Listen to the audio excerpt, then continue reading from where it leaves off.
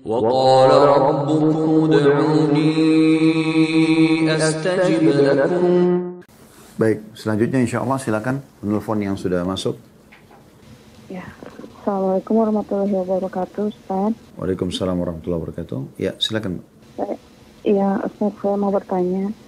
Di dalam suatu pernikahan, jikalau seorang istri dari suami sah melakukan perselingkuhan dan perzinahan, sampai seorang istri tersebut mengandung atau hamil anak hasil zina, pada saat mengandung itu sang istri mengajukan perceraian kepada suami sahnya, Ustaz, tanpa suaminya mengetahui bahwa istrinya menyembunyikan suatu aib tersebut.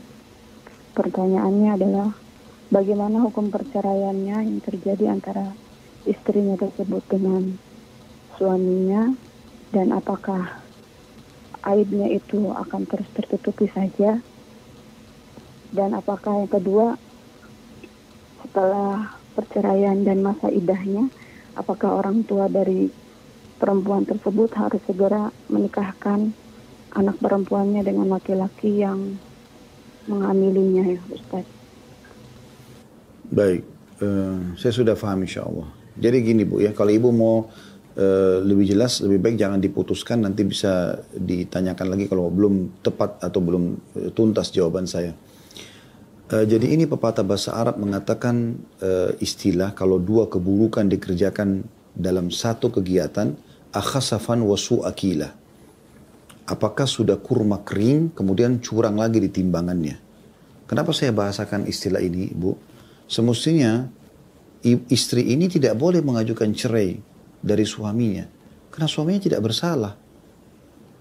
Harusnya dia justru bertobat kepada Allah Subhanahu wa taala, memohon ampun kepada Allah Subhanahu wa taala, kemudian dia kembali berbakti dan berbuat baik pada suaminya tanpa dia harus ceritakan sudah. Ya. Cuma memang di sini alangkah baiknya dipastikan kalau nanti anak ini ya, ada baiknya kalau dia memang dites DNA juga ya. Tapi yang kami ketahui sebenarnya, kalaupun terjadi seperti ini, al-waladu lil firash, kata Nabi SAW.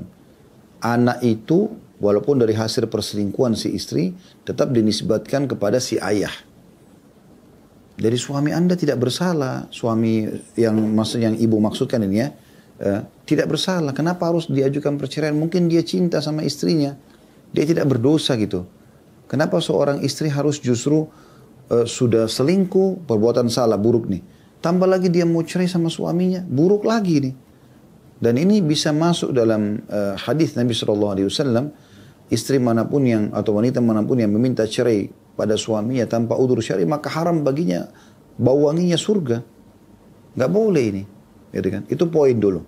Jadi harusnya dia tidak bercerai. Ya, kalau ini yang sedang ditanyakan belum bercerai, jangan cerai. Kecuali suaminya memang yang mau menceraikan dia. Dan anak itu kalau lahir dinisbatkan kepada suami dia yang sah, tidak dinisbatkan kepada selingkuhannya itu. Itu yang pertama. Yang kedua, segera taubat ini, si pelaku ini. Kenapa harus selingkuh? Anda sudah punya suami.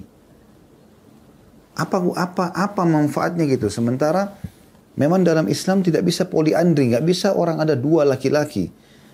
Allah menciptakan wanita itu hatinya terarah kepada satu orang. Beda dengan laki-laki yang Allah buka bagi mereka pintu poligami. Mereka mungkin masih bisa membagi hatinya. Kalau bagi wanita itu tidak boleh. Maka kenapa dia bisa buka? Otomatis nanti dia tidak akan setia sama suaminya. Dia tidak akan merasa puas dengan suaminya dan segala macam hal. Ya, karena ada laki-laki ini. Oleh karena itu tutup ini. Blokir laki-laki itu. Jangan lagi buka hubungan dengan dia gitu kan. Bertobat langsung kepada Allah, itu kalau saran kami. Ini kalau belum terjadi perceraian. Tapi kalau sudah terlanjur diajukan perceraian dan sudah terjadi perceraian, ya, maka tetap saran kami bertaubat kepada Allah Subhanahu wa taala, si pelaku ini, si istri ini bertaubat kepada Allah Subhanahu wa taala, dan dia harus tahu kalau anak ini dinisbatkan kepada suami dia. Yang pertama, karena memang kata Nabi SAW, al-waladu li firash, anak itu dinisbatkan kepada pemilik ranjang yang sah, walaupun sekarang sudah cerai. Karena di saat dia hamil dari selingkuhannya itu, dia masih status istrinya suaminya yang sudah bercerai itu. Ya, itu harus difahami. Jadi jangan dia setelah masa iddah lewat, kemudian dia nikah sama laki-laki selingkuhannya itu, lalu nanti pada saat dia melahirkan, anaknya dinisbatkan kepada laki-laki selingkuhannya. Itu tidak bisa. Walaupun setelah dites DNA ternyata memang spermanya si laki-laki suami dia yang kedua nanti. Tetap tidak boleh. Allahu a'lam. Itu yang dari kami. Sudah jelas, Bu? Untuk orang tua kami diwalikan saja atau memakai wali hakim, Ustaz? Soalnya maksudnya si perempuan yang selingkuh ini gitu? Sangat murka kepada kakak kami kebetulan.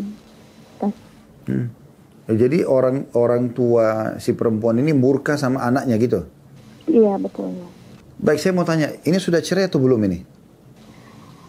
Sudah, Ustaz, sudah melahirkan juga, Ustaz. Sudah melahirkan juga? Iya. Ya sudah, dia tinggal taubat nasuha, tapi dia harus tahu anak itu dinisbatkan kepada suami dia yang sudah cerai. Itu poin penting. Iya, saya sudah jelaskan tidak ada nisbatnya, tapi kata kakak saya karena butuh akta kelahiran, jadi beliau harus menikah. Jadi dia harus itu anak dinisbatkan ke suami yang sudah cerai, Bu. Ya. Jadi walaupun lahir nanti itu dikenakan dia cerai sementara dia masih hamil kan? Iya.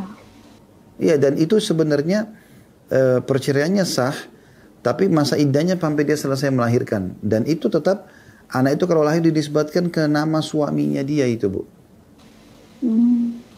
Jadi tidak bisa dinisbatkan ke laki-laki lain. Atau jangan dikatakan tidak ada penisbatan.